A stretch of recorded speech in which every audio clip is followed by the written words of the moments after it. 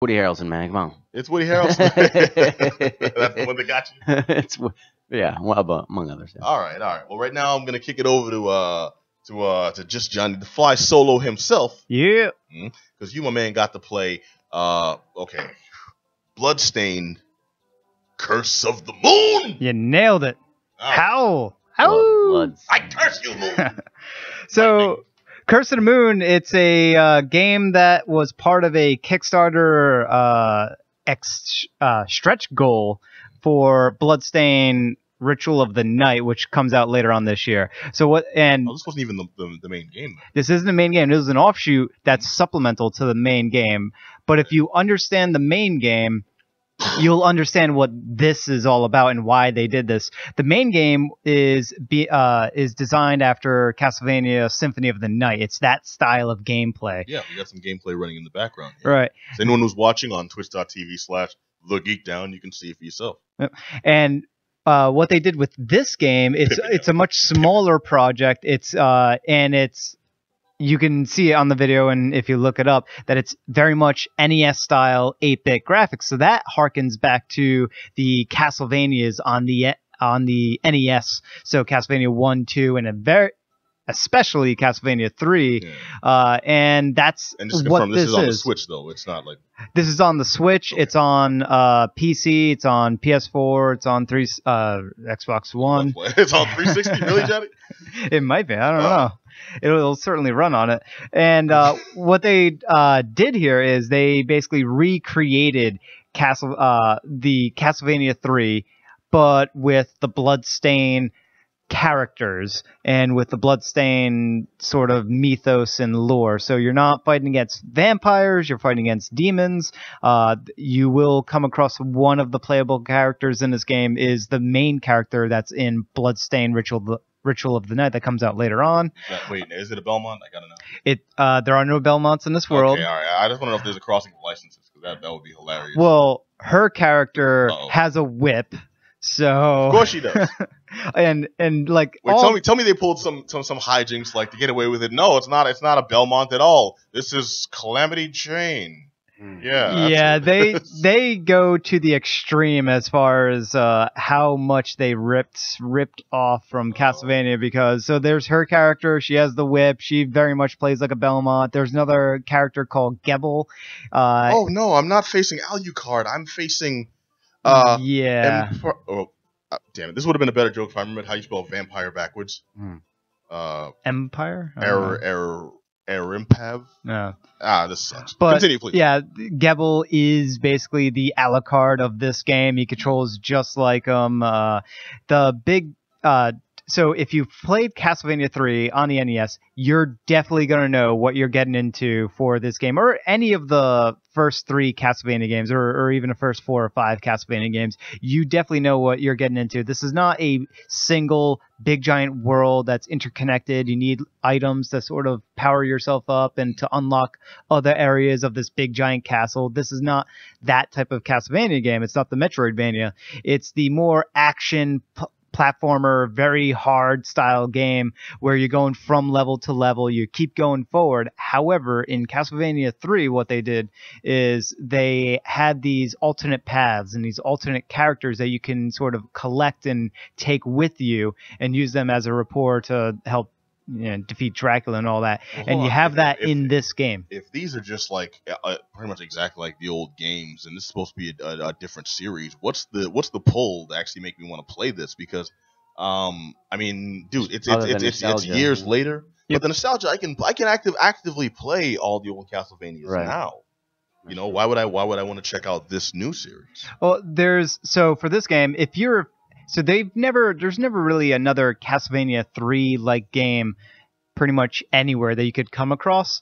So if you're missing that kind of game, exactly, this is it. And it has modern day sort of things in place, modern day game design enhancements that sort of makes it easier to deal with, less frustrating in certain elements. For example, you're using updated controllers, so you have more buttons to play around with, so you're not holding the up button and then hitting the attack button in order to use your sub item because you only had 2 buttons on the NES.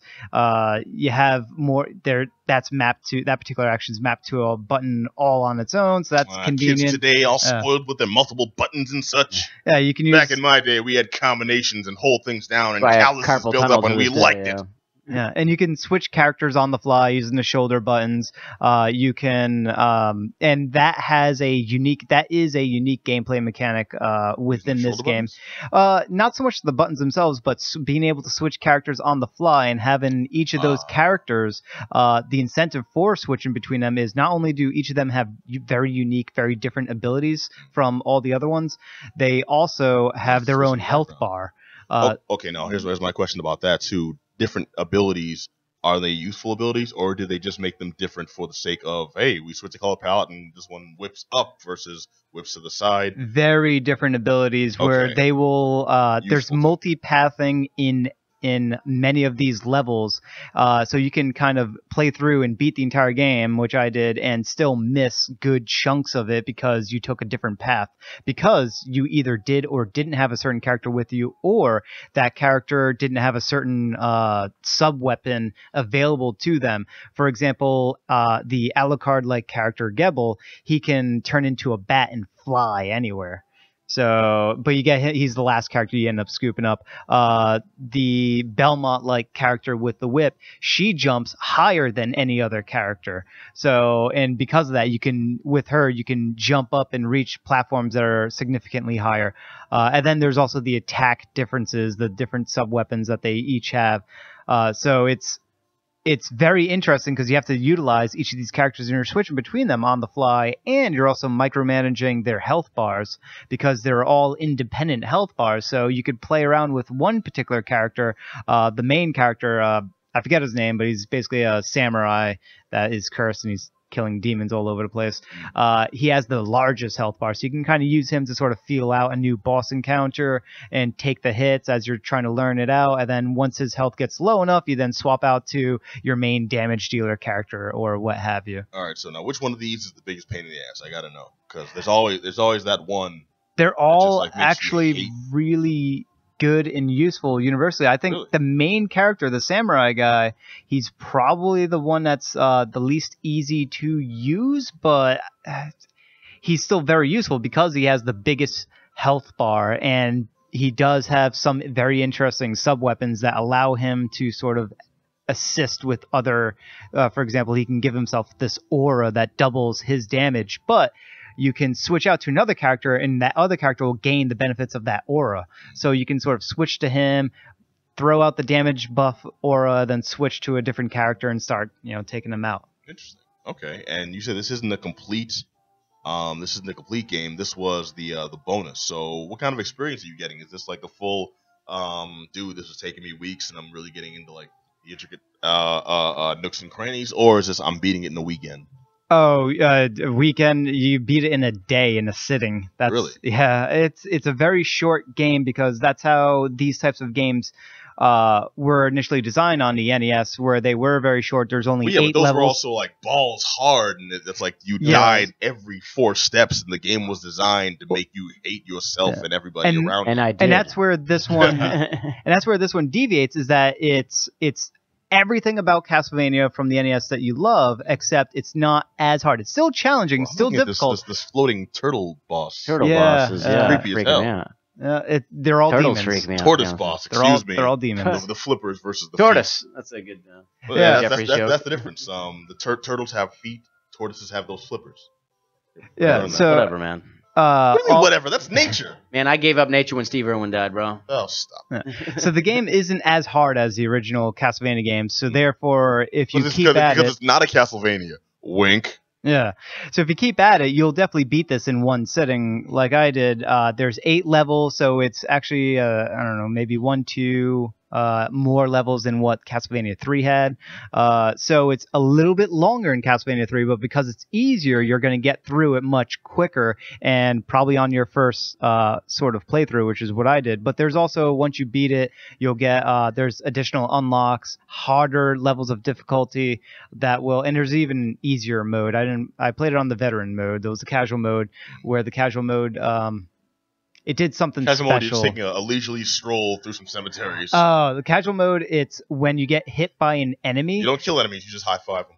So in the original Castlevania games, part of what made it so hard is that when you get hit by any character, your character would fly backwards, very annoyingly. This one, you can enable casual mode so that if you take a hit, you don't get deflected back. Your character doesn't physically move back. You just stay in place. So it's very useful. So it's a nice way of having an easier mode.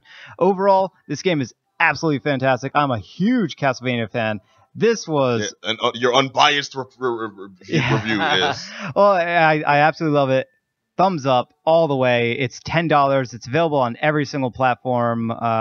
Get it on Switch because it'll be mobile as well as being able to pause it whenever you want and all that stuff.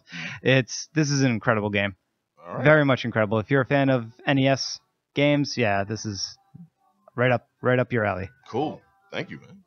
All right, so that was Bloodstained Curse of the Moon. I've got it. I've got it down. You don't. All right. Now, can we turn to you for a review of Bloodstained? Damn it, right to Ritual of the Night.